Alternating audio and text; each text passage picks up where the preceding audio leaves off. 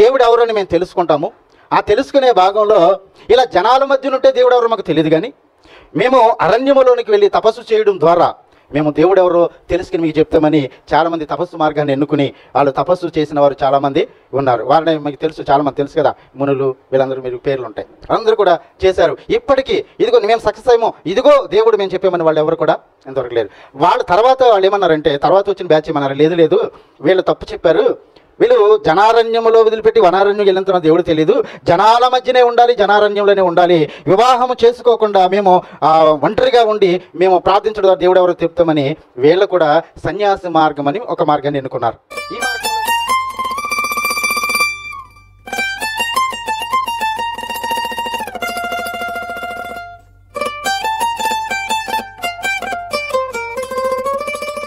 మన కన్న తండ్రి అయిన దేవాది దేవునికి, ఆయన ప్రియకుమారుడు, ఈ లోక రక్షకుడు, మనందరికీ ప్రభు అయిన యేసుక్రీస్తు వారి అతి శ్రేష్టమైన నామంలో దేవాది దేవునికి కృతజ్ఞతాస్తుతులు చెల్లిస్తూ చేరువచ్చిన దైవజనులైన మేలరకు క్రీస్తు ప్రభు పేరిట శుభములు, వందనాలు తెలియజేస్తున్నాను. అందరికీ వందనాలండి.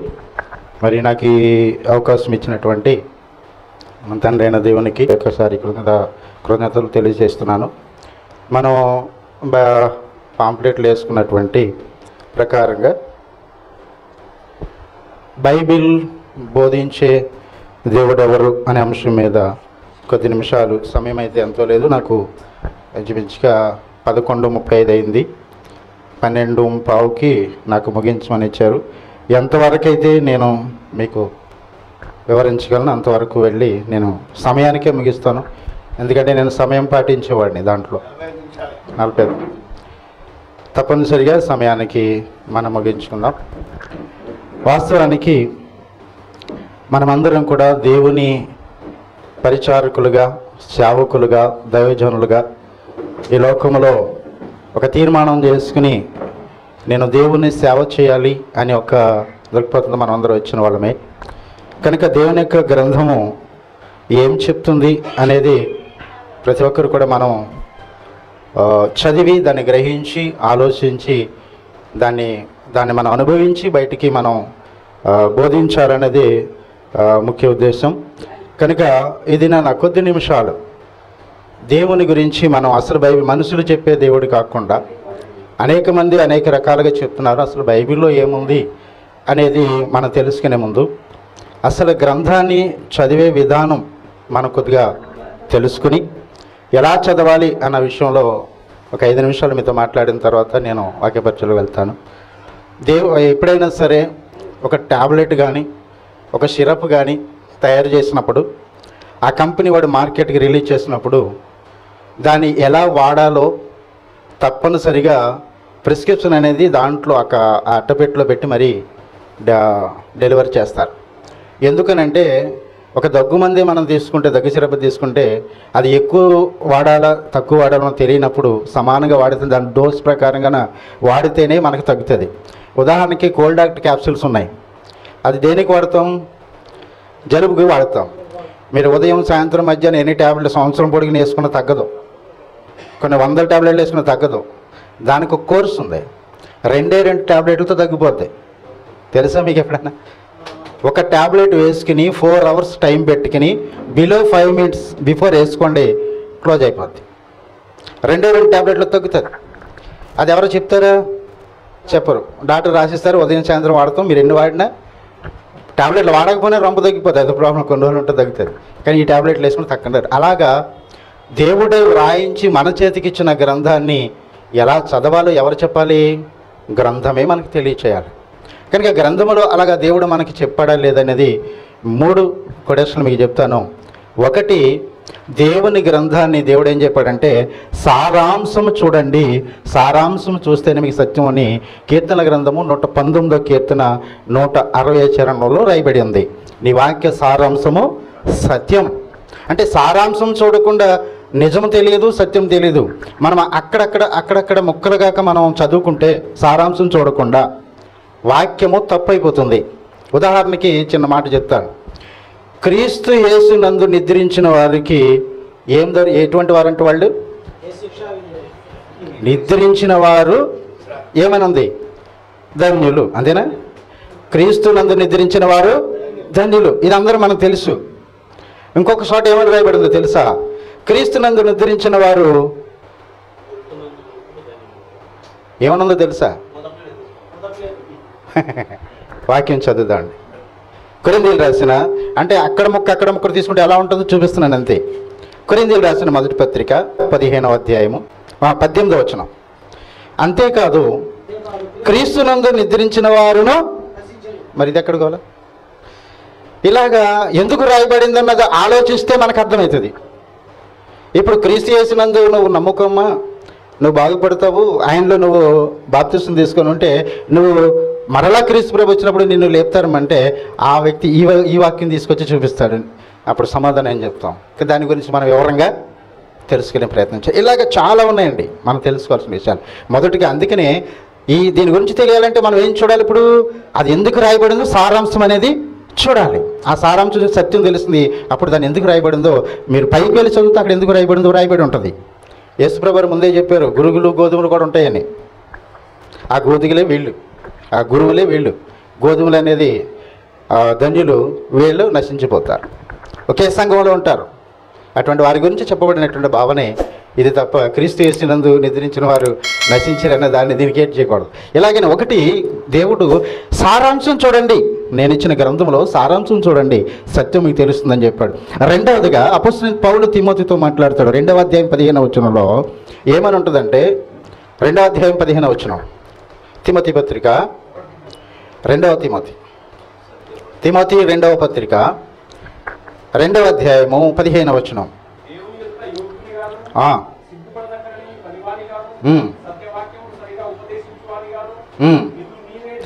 ఇది సేవకుని కొరకు అపోస్తలుడైన పౌలు చెప్తున్నటువంటి మాట. ఇక్కడ మీరు సత్యవాక్యమును సరిగా ఉపదేశించువానిగాను అనే మాట మీద పుట్టినట్టు ఉంటుంది చూడండి. సరిగా విభజించువానిగాను ఉండాలి. అంటే వాక్యాన్ని ఏం చేయాలంటే ఇంగ్లీష్లో చాలా బాగుంటుందండి, rightly dividing word of truth అని ఉంటుంది. అంటే నువ్వు మన వాక్యం బోధించేటప్పుడు సారాంశం చూసుకుని నీకు జరిగినటువంటి ఆ సత్యాన్ని రైట్గా డివైడ్ చేసుకోకపోతే, రాంగ్గా డివైడ్ చేస్తే ఇందాక మనం చదువుకున్న నశించరనే మాటకి వెళ్ళిపోతుంది. అందుకే ఏంటి వాక్యాన్ని ఎందుకు డివైడ్ చేయాలి అని అంటే, మనకి 2 నిబంధనలు సౌండ్ తగ్గించాం 2 నిబంధనలు ఇచ్చారు కాబట్టి 2 నిబంధనలు మనకి ఇచ్చాడు దేవుడు. మొదటి పాత నిబంధన, క్రొత్త నిబంధన. పాత నిబంధన అంతా ఛాయారూపం, అంటే నీడ లాంటిది అని మనం తెలుసుకోవాలి. రెండోది క్రొత్త నిబంధన వచ్చింది, అది రుజువులతో కూడింది. ఛాయ అంటే నీడ లాంటి రోజుల నుంచి వెలుగు లాంటి రోజుల్లోకి మనం నిజలాంటి రోజుల్లోకి మనం రావాలి.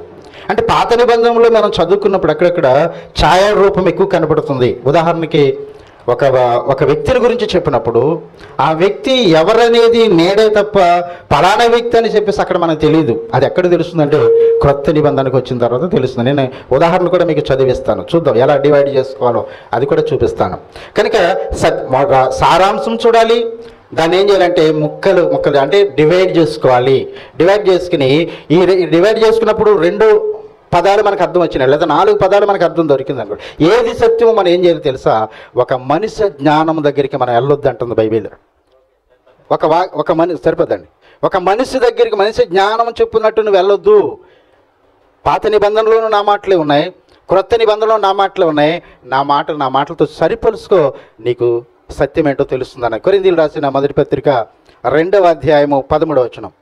కొరింథీయులు రాసిన మొదటి పత్రిక 2వ అధ్యాయము 13వ వచనం.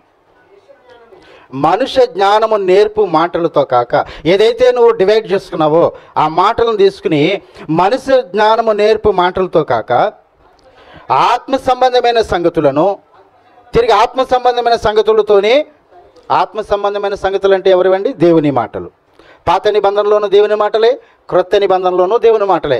ఇప్పుడు అక్కడ ఆ మాటలకి ఈ మాట సరిపోల్చుకుంటే నిజం నీకే తెలుస్తుంది.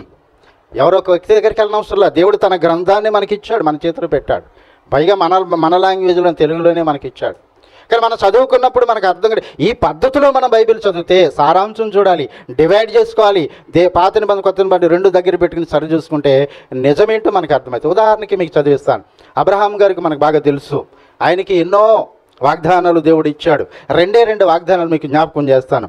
ఆదికాండం 15వ అధ్యాయం 5వ వచనంలో ఒక వాగ్దానం ఉంది. ఆదికాండం 22వ అధ్యాయం 18వ వచనంలో ఒక వాగ్దానం ఉంది. ఏంటి వాగ్దానాలు అంటే, 15 అబ్రహాముని వెలుపలికి తీసుకొచ్చి ఆకాశ నక్షత్రాలు చూపించి నీకు చేతనైతే అవన్నీ కూడా లెక్క పెట్టుకో, నిన్ను నీ సంతానమును అలాగూ విస్తరింప చేస్తానన్నాడు. రెండవది 22 ఎప్పుడు కూడా వాక్యం చదివేటప్పుడు, గ్రంథాన్ని చదివేటప్పుడు ఈ సారాంశం చూసి విభజించుకుని ఎలాగైతే దేవుని మాట పలుచుకుంటానో ముందుగా కాలాన్ని బట్టి బైబిల్ చదువుకోవాలి.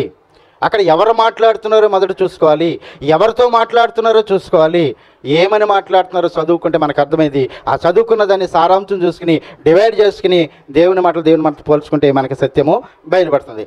ఈ 22 చెప్పబడింది ఏంటంటే, ఇస్సాకును బలిస్తూ ఉన్నప్పుడు అబ్రహాముకు ఉన్నటువంటి ఆ విశ్వాసం చూసి దేవుడు ఆ బలి ఆపేసి ఒక వాగ్దానం చేశాడు. అబ్రహాం, నువ్వు నా మాట విన్నావు గనుక, నేను చెప్పింది విన్నావు గనుక నీ సంతానము వలన భూలోక జనాలన్నీ నేను ఆశీర్వదిస్తాను అన్నాడు. భూలోక జనములంటే మనం కూడా వస్తామా రామా? అంటే మనకు కూడా అక్కడ వాగ్దానము చేయబడు. ఇంతకీ అబ్రహాముకి వచ్చినటువంటి ఏ సంతానము వలన మనం ఆశీర్వదించాం? అబ్రహాముకి అనేక మంది కుమారులు పుట్టారు. ఎవరి ద్వారా అని మనం ఆలోచిస్తాం? ఇప్పుడు యాజపరిగా ఆలోచించాలంటే ఇస్మాయిల్ మనకు కనబడతాడు, రెండవది ఇస్సాకు కనబడతాడు, ఆ తర్వాత చాలామంది కుమారులు మరలా పుట్టారు, ఒక 6 మరలా పుట్టారు ఆయనకి, 3వ భార్య కెతురాకి. ఇలాగ చాలా ఉంటారు. కానీ ఎవరని మనం అనుకుంటాం? పాత నిబంధన అంతా మనం ఛాయారూపం కదా. ఇప్పుడు మనం అనుకుంటాం. అర్థమవుతుందండి? నా భాష అర్థమవుతుందా? నేను మాట్లాడేది అర్థమవుతుందండి? ఇప్పుడు ఎవరని మనం అనుకోవాలి? రైట్, ఇస్సాకు. Very good. ఇప్పుడు పాత నిబంధన నేను ఏమని చెప్పాను? ఛాయారూపం. అక్కడ ఒక వ్యక్తి మనకి లోపల రాకుండా బయట నిలబడ్డాడు, అక్కడ నీడ కనబడుతుంది. ఆ నీడను చూసి పలానా వ్యక్తి అని చెప్పగలమా? చెప్పలేం. ఐడెంటిఫై ఎవరు చేయలేరు. కానీ క్రొత్త నిబంధన రుజువులతో ఉందని చెప్పాను. క్రీస్తు ప్రభు వచ్చిన తర్వాత పాత నిబంధనలో ఉన్న మర్మాలన్నీ మనకి రుజువులతో సహా రుజువు చేశాడు, ఆయన తెలియచేశాడు. ఇప్పుడు పాత నిబంధనలో ఉన్న మనం డివైడ్ చేసుకుంటే ఇస్మాయిల్ కనబడుతున్నాడు, ఇస్సాకు కనబడుతున్నాడు, అనేక కుమారులు కనబడుతున్నారు. వీళ్ళు ఎవరో మనకు కరెక్ట్ చెప్పాలంటే మనము కాదు, క్రొత్త నిబంధన మనకు రైట్ చెప్పాలి. గలతీ పత్రిక 3:16 నేను చెప్పినటువంటి ఆ సంతానములు వాగ్దానాలు చెప్పి అప్పుడు ఆ సంతానం ఈయన అక్కడ చెప్తాడు. జాగ్రత్త చదవాలి. గలతీ పత్రిక 3:16 అబ్రాహామునకును అతని సంతానమునకును వాగ్దానములు చేయబడెను. అక్కడ చూడండి, ఆయన అనేకులని గూర్చి అన్నట్టు నీ సంతానములకు అనలేదు, నీ సంతానమునకు అన్నాడు. మళ్ళీ అక్కడికి వెళ్ళి మీరు చదువుకోవచ్చు. నీ సంతానములకు అనలేదు, నీ సంతానమునకు అనేను అని చెప్పక ఒకని గూర్చి అన్నట్టే నీ సంతానమునకు అనేను. ఆ సంతానము ఎవరండి? క్రీస్తుని గురించి అప్పుడే వాగ్దానము చేశాడు. ఇన్క్లూడింగ్ మనకు కూడా, భూలోక జనములు అంటే మనం కూడా. అంటే క్రీస్తు ద్వారానే మనకు ఆశీర్వాదం తప్ప ఎవరి ద్వారా లేదు అని ఇక్కడ మనకు అర్థం. అంటే ఇలా డివైడ్ చేసుకుని, సారాంశం చూసి డివైడ్ చేసుకుని సరిపోల్చుకుంటే దేవుని మాటలతో అక్కడ చదివినప్పుడు దేవుని మాటలేనా? అబ్రహాము ఆది కాండంలో చదువుకున్నవి ఇక్కడ కొత్త నిబంధనలో దేవుని మాటలేనా? ఇప్పుడు మనం ఎవరి దగ్గరికి వెళ్ళామా? దేవుని మాటలు సరిపోల్చుకున్నామా? ఇలా మీకు చాలా ఉంటాయి. చాలా ప్రతిదీ కూడా పాత నిబంధనలో డౌట్ వస్తే క్రొత్త నిబంధనకు వస్తే మనకు ఆన్సర్ తప్పనిసరిగా మోషే గురించి కూడా మనం తెలుసుకోవచ్చు. ఇక చాలామంది వచ్చారు, అవన్నీ నాకు సమయం లేదు కాబట్టి నేను వెళ్తాను. ఇలాగా బైబిల్ చదవండి, కాలాన్ని బట్టి చదవాలి. అక్కడ ఎవరు మాట్లాడుతున్నారో చూసుకోవాలి, ఆ సందర్భం చూసుకోవాలి. ఎవరు మాట్లాడుతున్నారు, ఎవరితో మాట్లాడుతున్నారు. అక్కడ దేవుడు అబ్రహాంతో మాట్లాడాడు. ఏమని మాట్లాడంటే వాగ్దానం ఇచ్చాడు సంతానం గురించి. ఆ సంతానం ఎవరో అక్కడ మనకు అర్థం కాలేదు. మనం డిసైడ్ చేసుకున్నాం ఇస్సాకు అని. ఎవరైనా అదే చెప్తారండి, ఎక్కడికి వెళ్ళినా అదే చెప్తారు, ఎందుకంటే ఆయన కూడా. కానీ ఆయన చెప్పింది భూలోక జనములు అన్నప్పుడు మనం ఆలోచన చేయాలి. అందుకని దేవుడు మనకు అర్థం కావడానికి కొత్త నిబంధనల రుజువులతో సహా మనకి బోధించడం జరిగింది. కనుక ఇలాగ మనం చదవాలి. ఇంతకీ బైబిల్ బోధించే దేవుడు ఎవరు అనే విషయంలో పూర్వకాలం నుండి ఈ యొక్క దేవుడు ఎవరో తెలియని పరిస్థితుల్లో దేవుడు ఎవరో తెలుసుకోవాలని చాలామంది చాలా ప్రయత్నాలు చేశారు. దేవుడు ఉన్నాడు అనేవాళ్ళు ఉన్నారు, దేవుడు లేడనేవాళ్ళు ఉన్నారా లేదండి? దేవుడు ఉన్నాడు అనేవారు ఉన్నారు, దేవుడు లేడనేవారు ఉన్నారు. దేవుడు లేరనే వారిని నాస్తికులు అంటారు. వాళ్ళ బైబిల్ ఒక మాటతో కొట్టిపడేసింది. దేవుడు లేడని బుద్ధిహీనులు తమ హృదయంలో అని, వాళ్ళు బుద్ధి లేని వాళ్ళని ముందే చెప్పేసింది. దేవుడు ఉన్నారు అన్న వాళ్ళు ఏం చేశారంటే 3 తెగలు ఉన్నారండి వీళ్ళు. ఎవరనంటే మొట్టమొదటిగా కొంతమంది ముందుకు వచ్చి అన్నారు, దేవుడు ఎవరని మేము తెలుసుకుంటాము. ఆ తెలుసుకునే భాగంలో ఇలా జనాల మధ్య ఉంటే దేవుడు ఎవరో మాకు తెలియదు, కానీ మేము అరణ్యములోనికి వెళ్ళి తపస్సు చేయడం ద్వారా మేము దేవుడు ఎవరో తెలుసుకుని మీకు చెప్తామని చాలామంది తపస్సు మార్గాన్ని ఎన్నుకుని వాళ్ళు తపస్సు చేసిన వారు చాలామంది ఉన్నారు. వారిని మీకు తెలుసు, చాలామంది తెలుసు కదా, మునులు, వీళ్ళందరూ మీరు పేర్లు ఉంటాయి, అందరూ కూడా చేశారు. ఇప్పటికీ ఇదిగో మేము సక్సెస్ అయ్యాము, ఇదిగో దేవుడు మేము చెప్పామని వాళ్ళు ఎవరు కూడా ఇంతవరకు లేరు. వాళ్ళు తర్వాత వాళ్ళు ఏమన్నారంటే, తర్వాత వచ్చిన బ్యాచ్ ఏమన్నారు, లేదు లేదు వీళ్ళు తప్పు చెప్పారు, వీళ్ళు జనారణ్యములో వదిలిపెట్టి వనారణ్యం వెళ్ళినంత దేవుడు తెలియదు, జనాల మధ్యనే ఉండాలి, జనారణ్యంలోనే ఉండాలి, వివాహము చేసుకోకుండా మేము ఒంటరిగా ఉండి మేము ప్రార్థించడం ద్వారా దేవుడు ఎవరో చెప్తామని వీళ్ళు కూడా సన్యాసి మార్గం అని ఒక మార్గాన్ని ఎన్నుకున్నారు. ఈ మార్గంలో కూడా వాళ్ళు చాలా ప్రయత్నాలు చేశారు. ఇప్పుడు కూడా వాళ్ళు సక్సెస్ అయినట్టుగా ఎవరు కూడా లేరు. వాళ్ళు కూడా ఉన్నారు కదా, మీకు తెలుసు చాలామంది, వాళ్ళ పేర్లు చెప్పవసరం లేదు. కానీ ఇలాగా చేసినప్పుడు వాళ్ళు ఒక ఇద్దరు బయటకు వచ్చారండి. సన్యాసి మార్గంలో ఇద్దరు మార్కు వచ్చారు. ఒకటి గౌతమ బుద్ధుడు, ఆయన ఒక మతాన్ని స్థాపించేశారు ఈ మార్గానికి తీసుకుని. రెండో ఇంకో వ్యక్తి ఉన్నారు, తెలుసా ఆయన ఎవరో అన్నా? ఇంకో వ్యక్తి తెలీదా? వర్ధమాన మహావీరుడు. ఈయన జైన మతాన్ని స్థాపించాడు. నేను దేవుడిని తెలుసుకుంటానని చెప్పి వాళ్ళే దేవుళ్ళు అయిపోయారు కదా. ఇలాగా వీళ్ళు తీరా మూడో వాళ్ళు వచ్చారు. ఏమన్నారు తెలుసా? జనారణ్యాన్ని వదిలిపెట్టి వనారణ్యం వెళ్ళవసరం లేదు, వివాహాన్ని కూడా మనం ఆపవసరం లేదు. బైబిల్ ఏం చెప్తుందంటే, వివాహాన్ని నిషేధించిన వాళ్ళని, వివాహం చేసుకొని అన్న వాళ్ళని ఏమని చెప్తున్నారు? అబద్ధికులు అని చెప్తుంది. తిమోతి పత్రికలో మాట ఉంటుంది 4:1 వివాహం అబద్ధికులు వివాహాన్ని నిషేధిస్తారని చెప్పారు. వీళ్ళు కూడా దేవుని తెలుసుకోపోయారు. తర్వాత ఒక బ్యాచ్ వచ్చిందండి. వాళ్ళు ఏమన్నారంటే, ఇది కాదు, జ్ఞాన మార్గాన్ని మేము ఏర్పాటు చేస్తాము, జ్ఞానం రెండు విషయాలు చెప్తాము, ఇదే మనకు దేవుడు తప్ప అసలు దేవుడే లేడని కొంతమంది తీసుకున్నారు.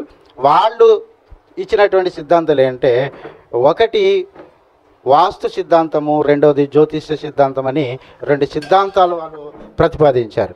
ఈ రెండు సిద్ధాంతాలుగానే ఉండిపోయినాయి తప్ప ఇప్పటికీ అవి శాస్త్రాలుగా ఈవెన్ గవర్నమెంట్ కూడా గుర్తించలేదు, కోర్టులు కూడా యాక్సెప్ట్ చేయవు ఈ సిద్ధాంతాలు. కనుక ఇటువంటప్పుడు మనం అసలు దేవుడిని ఎలా తెలుసుకోవాలంటే, దేవుడే తన గ్రంథంలో నేనెవరో తెలియాలంటే మీరు ఏం చేయాలో తెలుసా అని ఒక కొటేషన్ ఇచ్చాడు. రోమపత్రిక 1వ అధ్యాయము, రోమిలికి రాసిన పత్రిక 1వ అధ్యాయము 19వ వచనం అండి, 19-20 ఎందుకనగా దేవుని గురించి తెలియశక్యమైనది ఏదో అది వారి మధ్య విశదమై ఉన్నది. అంటే దేవుడు మన మధ్య తెలియచేశాడంట. దేవుడు అది వారికి విశదపరచను. ఆయన అదృశ్య లక్షణములు అనగా ఆయన నిత్యశక్తియు దేవత్వమును జగత్పత్తి మొదలుకొని సృష్టింపబడిన వస్తువులను ఆలోచించుట ద్వారా అంటే మనం దేవుడు కొన్ని పనులు చేస్తాడంటే భూమి మీద, ఆ పనులు చేస్తే అవి చూసినప్పుడు దేవుడు మనకు అర్థమవుతాడట. నేను చేసిన పనులు మీరు ఆలోచిస్తే నేనెవరో మీకు అర్థమవుతుంది. ఉదాహరణకి కరెంట్ ఉందండి, కరెంట్ ఉంది. కరెంట్ మనకు కనిపిస్తుందా? కనిపించదు. కరెంట్ ఎలా ఉందో చూస్తాను, చేత్తో పట్టుకుంటే ఎలా ఉంటుంది? అదనమాట చేస్తాం. అది కనిపించదు. మనకి ఎలా తెలుస్తుందంటే, స్విచ్ చేస్తే ఫ్యాన్ తిరుగుతుంది, లైట్ వెళ్తుంది, అప్పుడు కరెంట్ ఉందని. అలాగే దేవుడు కూడా ఉన్నాడు అనేది మనం నిర్ధారించుకోవాలి.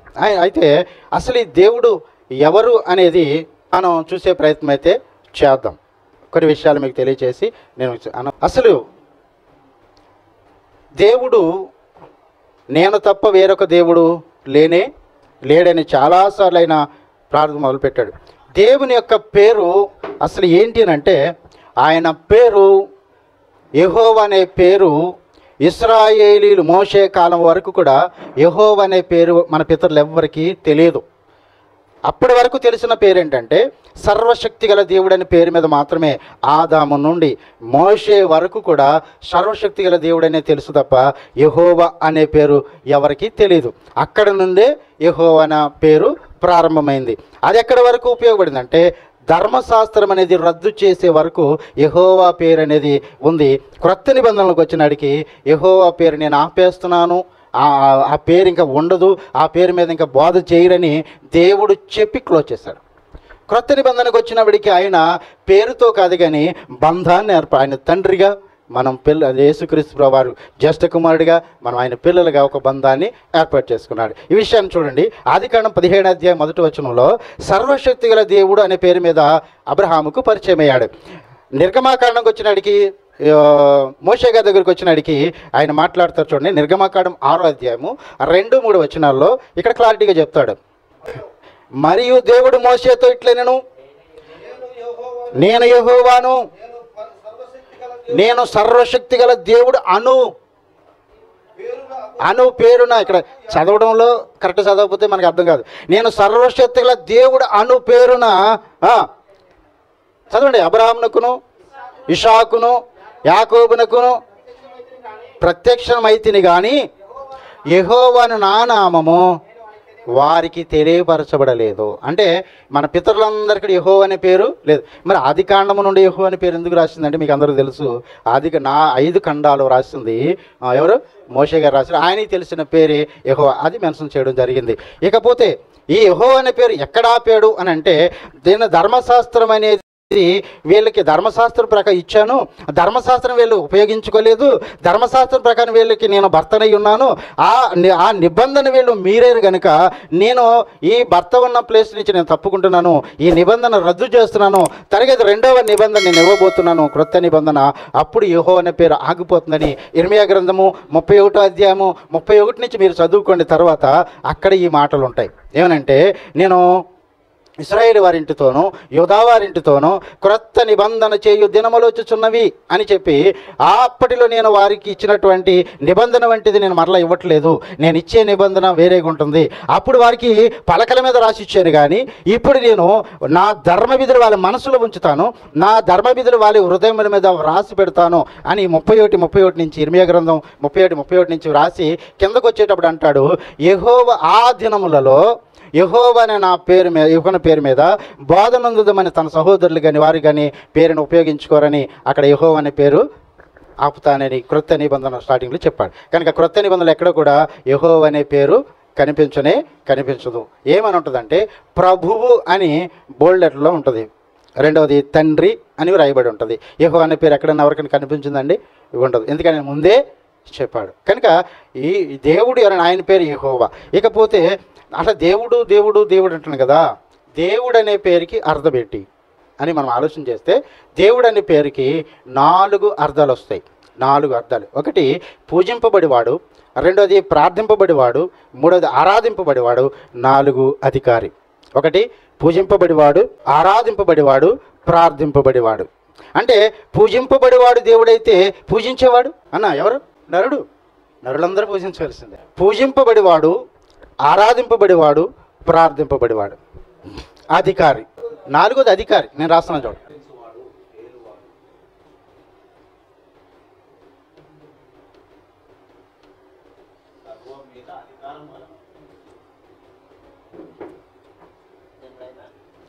సరిపోద్ది, 2 ఈ 3.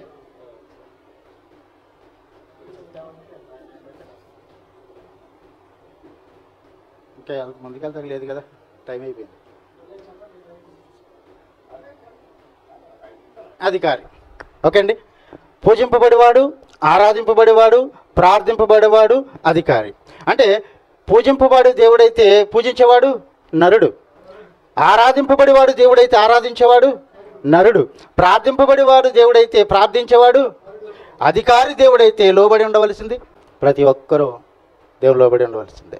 కానీ చూడండి, ఈ మూడు ఏవైతే ఉన్నాయో, పూజింపబడివాడు, ఆరాధింపబడేవాడు, ప్రార్థింపబడేవాడు, ఇది మట్టికి ఈయన దగ్గర పెట్టుకుని ఈ అధికారి పదము, ఈ అధికారం అనేది ఈ క్రీస్తుని పునరుద్ధానుడే లేపి దేవుడి అధికారం అంతా క్రీస్తు ప్రభుకి ఇచ్చాడు. అంటే ఇప్పుడు క్రీస్తు ప్రభుకి ఎప్పుడైతే ఇచ్చాడో అప్పుడు ఈ నరుడికిని ఈ దేవునికిని మధ్యవర్తిగా క్రీస్తు వచ్చాడు. ఇప్పుడు ఎవరి ద్వారా మనం దేవుని దగ్గరికి వెళ్ళాలి? ప్రార్థించాలన్నా నేనే మార్గం, నేనే సత్యం, నేనే జీవం. కనుక క్రీస్తు ద్వారా తప్ప మనం దేవుని యొద్దకు చేరలేము. తిమోతి 1వ పత్రిక 2వ అధ్యాయము 5వ వచనం. దేవుడు ఒక్కడే, దేవునికి నరులకు మధ్యవర్తి ఒక్కడే, ఆయనే క్రీస్తు యేసును నరుడు. అంటే ఈ నరులకి దేవునికి మధ్యవర్తిగా ఇప్పుడు ఉంది ఎవరయ్యా అంటే ఈ అధికారం ఎప్పుడైతే మీరు అధికారం ఇచ్చాడో ఒకసారి చూడండి. ఎఫెసీ పత్రిక 1వ అధ్యాయము 20-22 వచనాలు. క్రీస్తు మృతులలో నుండి లేపి సమస్తమైన ఆధిపత్యము కంటేను, అధికారము కంటేను, శక్తి కంటేను, ప్రభుత్వము కంటేను ఈ యుగమునందు మాత్రమే కాక రాబో యుగమందును ప్రతి నామము కంటే ఎంతో హెచ్చుగా పరలోకమందు ఆయనను కూర్చుండబెట్టుకొని అన్నాడు. మరియు సమస్తమును ఆయన పాదముల కింద పెట్టి సమస్తము పైన ఆయనను అనగా క్రీస్తును సంగమునకు శిరస్సుగా వేసాను. అంటే సమస్తానికి అధిపతి. ఎక్కడ దేనికి ఇచ్చాడు? ఓన్లీ భూమి మీదనా? ఒకసారి చూద్దాం అక్కడ. అది కూడా ఫిలిప్పీ పత్రిక 2వ అధ్యాయము 9 నుండి 11 వరకు. అందుచేతను పరలోకం మీద ఉన్నవారిలో కానీ, భూమి మీద ఉన్నవారిలో కానీ, భూమి కింద ఉన్నవారిలో కానీ, అంటే ఎక్కడెక్కడండి? పరలోకంలో ఉన్నవారు కానీ, భూమి మీద ఉన్నవారు కానీ, భూమి కింద. అంటే ఈ మూడు కూడా ప్రతి ఒక్కరు క్రీస్తు ఎదుట ఏం చేయాలి? దేవుని ఎదుట క్రీస్తు నామంలో మొక్కరు, యేసు నామంలో మొక్కరు. అంటే సమస్తమును క్రీస్తు పాదాల కింద ఏం చేశాడు దేవుడు? అధికారం. ఈ అధికారం అనేది అర్థం ఎందుకు వచ్చింది అది కూడా నేను చెప్తాను. మోషేకి ఏం చెప్పాడు? నిన్ను దేవుడిగా చేస్తున్నాను. ఎవరి మీద? నీ అన్న మీద, తర్వాత ఫరో మీద. దేవుడు అంటే ఇప్పుడు ఈ 3 అర్థాలు వస్తాయి కదా. ఇప్పుడు ఫరో, హారుడు ఈయన పూజించాలి, ఆరాధించాలి, ప్రార్థించాలా? ఇది కాదండి. అధికారం అంటే మోషే చెప్పిన మాట వాళ్ళు వినాలి. ఇది దేవుని పక్షంగా ఈయన వెళ్తున్నాడు. అంటే ఆ అధికారం ఇచ్చి మోషేని అక్కడ పంపించాడు. అలాగే క్రీస్తు కూడా అధికారం ఇచ్చాడు. ఏ అధికారం అంటే ఇప్పుడు సమస్తాను అధికారం ఇచ్చాడు ఆయన. ఎప్పుడు ఇచ్చాడు ఇది అని అంటే పునరుద్ధానుడైన తర్వాత ఇచ్చినటువంటి అధికారం. మనం ఇప్పుడు ఫిలిప్పీ పత్రికలో కూడా చదువుకుంది అదే, ఎఫెసీ పత్రికలో చదువుకుంది అదే. ఎప్పుడు ఇచ్చాడు ఇదనంటే ఎప్పుడు ఇచ్చాడని కాదు, మా సమస్తం ఇచ్చాడు. దేవుడు ఒక్కడే పక్కకు నిలబడ్డాడండి. దేవుడు తప్ప, అప్పగించిన వాడు తప్ప సమస్తం క్రీస్తు పాదాల కింద దేవుడు ఉంచేశాడు. దేవుడు మాత్రం ఎక్కడున్నాడు? పక్కగా ఉన్నాడు. అందుకే మనం అందరూ బతికిపోయామండి. ఆయన సీన్లో ఉంటే ఇలా ఉండం. అన్నీ కూడా ఇలాగే ఒకరు విమర్శించుకోం ఆయన ఉంటే కదండి. కనుక చూడండి ఒకసారి, సమయం అవుతుంది కదా. కొరింథీయులకు రాసిన 1వ పత్రిక 15వ అధ్యాయము 27వ వచనం. 15వ అధ్యాయం 27వ వచనం. దేవుడు సమస్తమును క్రీస్తు పాదముల కింద లోపరిచి ఉంచెను. సమస్తమును లోపరచబడి ఉన్నదని చెప్పినప్పుడు అదిగో చూడండి, సమస్తమును క్రీస్తు లోపరిచిన వాడు తప్ప అంటే ఆయన పక్కుండి అదండి. అంటే ఎప్పటి వరకు ఈ అధికారం ఎప్పటి వరకు ఉంటుందంటే పునరుద్ధానుడైన తర్వాత, పునరుద్ధానుడిగా ఆయన సమాధి నుండి లేపి పునరుద్ధానం చేసి ఆయనకి పరలోకం తీసి సింహాసనం మీద కూర్చోబెట్టి సమస్త అధికారము క్రీస్తు పాదములకు ఇచ్చాడు. ఇది ఎప్పుడు వరకు ఉంటుందంటే మరల ఆయన వచ్చిన తర్వాత క్రీస్తులో 2వ రాకడలో అందరి సంఘాన్ని తీసుకెళ్ళి తండ్రి అయిన దేవునికి అప్పగించి ఆయన కూడా దేవునికి లొంగిపోతాడు. అది కూడా చదువు కంటిన్యూ చేయండి కొంచెం. మరియు సర్వములో సర్వము నిమిత్తము కుమారుడు తనకు, ఎవరండి కుమారుడు? ఎవరండి కుమారుడు? యేసు క్రీస్తు ప్రభువారు. కుమారుడు సమస్తము లోపరిచిన దేవునికి తానే లోపడు. అక్కడ దేవుడు జ్యేష్ఠ కుమారుడిగా క్రీస్తు, ఆయన పిల్లలుగా మనం పరలోకంలో ఉంటాం. ఇది చివరి జరిగేది. ఇందుకీ యేసు క్రీస్తుని దేవుడు, యేసుక్రీస్తు, పరిశుద్ధాత్ముడు ముగ్గురుగా మనం విడివిడిగా కూడా చూడవచ్చు. ఎక్కడనంటే మొట్టమొదటిగా ఆయన బాప్తీసం తీసుకున్నప్పుడు మానవ నిర్మాణంలో కూడా చూడవచ్చు, ముగ్గురు ఉంటారు. అలాగనే బాప్తీసం తీసుకున్నప్పుడు కూడా పరలోకం నుంచి తండ్రి మాట్లాడతాడు, పరలోకము నుంచి పరిశుద్ధాత్ముడు పావురపు ఆకారంలో వస్తాడు, కింద భూమి మీద బాప్తీసం తీసుకున్నది. ఈ ముగ్గురిని ఒక్కసారి లైవ్లో మనం చూడవచ్చు. అంటే ముగ్గురు వేరువేరుగా ఉన్నారని మనకు గ్రహింపుకోవాలి. రెండవది స్టెఫన్ విషయంలో కూడా ఎందుకంటే నేను స్పీడ్గా వెళ్తున్నాను చదివించకుండా. స్టెఫన్ విషయంలో కూడా స్టెఫన్ భూమి మీద ఉన్నాడు, స్టెఫన్లో పరిశుద్ధాత్ముడు ఉన్నాడు. అక్కడ మీకు పరిశుద్ధాత్మ పొందిన వాడై అని రాయబడి ఉంటుంది. అక్కడ చూడండి, పరిశుద్ధాత్మతో నిండుకొనిన వాడై ఉంటాడు. అంటే అప్పటికి పరిశుద్ధాత్ముడు ఎక్కడున్నాడు? ఆయన లోపల ఉన్నాడు. పరలోకం కన్నులు తెరిచి చూశాడు. పరలోకం ఏం కనబడింది ఆయనకి? ఏం కనబడిందని? దేవుని యొక్క మహిమను యేసుక్రీస్తు ప్రభువారు నిలబడి ఉండుటయు చూశాడు. అంటే దేవుని ఎవరు చూడలేరు కనుక ఆయన మహిమను మాత్రం ఆయన చూడగలిగాడు. చూశానని చెప్పలేదు, ఆయన మహిమను చూస్తున్నానని చెప్పాడు. ఆయన మహిమ సింహాసనం చూశాడు, పక్కన నిలబడింది యేసుక్రీస్తుని చూశాడు, పరిశుద్ధాత్మ. ఇక్కడ కూడా ముగ్గురు కూడా మనకు కనిపిస్తారు. ఇప్పుడు యేసుక్రీస్తు వేరొక వ్యక్తి, లేదంటే ఈయన ఆయనగా వచ్చాడని చాలామంది కూడా ఇది కూడా బదులు పని చేస్తున్నారు. దాని కొరకు యేసుక్రీస్తు వేరొక వ్యక్తి అనే విషయాన్ని కూడా మీకు చదివించి నేను ముందుకు వెళ్తాను. చూడండి, యేసుక్రీస్తు వేరొక వ్యక్తి అనే మాట కూడా మన చదువు. రోమపత్రిక 7వ అధ్యాయము, రోమపత్రిక 7వ అధ్యాయం 4వ వచనం. కావున నా సహోదరులారా, మనము దేవుని కొరకు ఫలము ఫలించినట్లు మృతులలో నుండి లేపబడిన క్రీస్తు అను, ఎవరటండి? క్రీస్తు అను వేరొకని చేరుటకై, సరిపోతుందండి. క్రీస్తు వేరొక వ్యక్తి అని రాయబడిందా లేదండి? ఇకపోతే పరిశుద్ధాత్మని గురించి చూద్దాం. యోహాను సువార్త 14వ అధ్యాయము 6వ వచనం. నేను తండ్రిని వేడుకొందును, మీ యొద్ద ఎల్లప్పుడూ ఆయన వేరొక నేను కాదు వచ్చేది, వేరొక ఆదరణకర్తను నేను తండ్రిని అడిగి పంపిస్తాను. అంటే పరిశుద్ధాత్ముడు వేరు, యేసుక్రీస్తు వేరు. దేవుడు ఏల్ అని పిలువబడ్డాడు. ఏల్ అంటే ఒకే వ్యక్తి, దేవుడు. ఇక్కడ మనం చాలా చూస్తే దేవుడు ఒక్కడే, ప్రభువు ఒక్కడే, పరిశుద్ధ ఆత్మ ఒక్కడే అని కూడా చాలా విషయాలు మనం చూస్తాం. కనుక దేవుడు ఎవరని బైబిల్ చెప్తుందంటే యెహోవాయే దేవుడని తెలుసుకొనుడి, యెహోవాయే దేవుడని తెలుసుకోండి. యేసుక్రీస్తు గురించి ఏమని వ్రాయబడిందంటే ఎక్కడ చూస్తున్నాం మనం, ఆయన దేవుని కుమారుడు అని వ్రాయబడింది. ఆయన దేవుని కుమారుడు అని వ్రాయబడింది. దేవుడు మనకి ఒక నిత్య జీవాన్ని అనుగ్రహించాడు. ఆ నిత్య జీవము ఏదైతే ఉందో, నిత్య జీవం అంటే నిత్యము బ్రతికుండే జీవితం.